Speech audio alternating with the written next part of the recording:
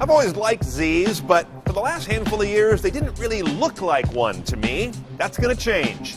Here's an early production sample of the 370Z. Yep, we got it. Let's go for a ride. And of course, check the tech.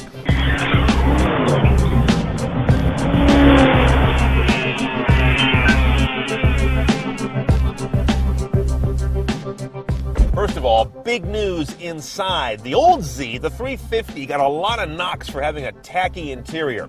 Big improvement here. First of all, it's more business-like. There's less garish sort of plastic.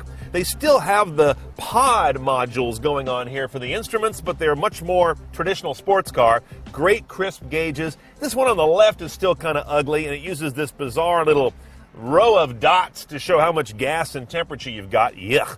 Up here, classic Z stuff. This is the most hearkening to the original Z of all the modern cars. Now, this is where our nav system would go, but of course, in this very basic car, it's a storage binnacle. But again, nicely done.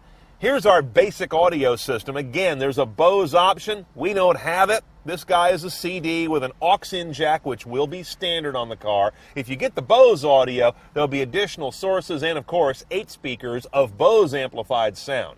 Now, our gear shift. Looks like a standard 6-speed manual, right? But there's a special trick going on here. This is the world's first downshift rev matching manual. They call it Synchro Match over at Nissan. You activate it with this button right here, part of the sport mode. And then whenever you go to snatch a downshift, it automatically matches the revs. No gunk if you're not so good at driving a stick. You go for that downshift, dump the clutch, and you're perfect.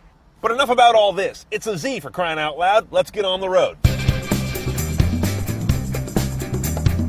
First thing you notice about the 370Z is the hard note of its exhaust and engine. Very much showing some GTR DNA, but the ride isn't nearly as unbearably hard as the GTR.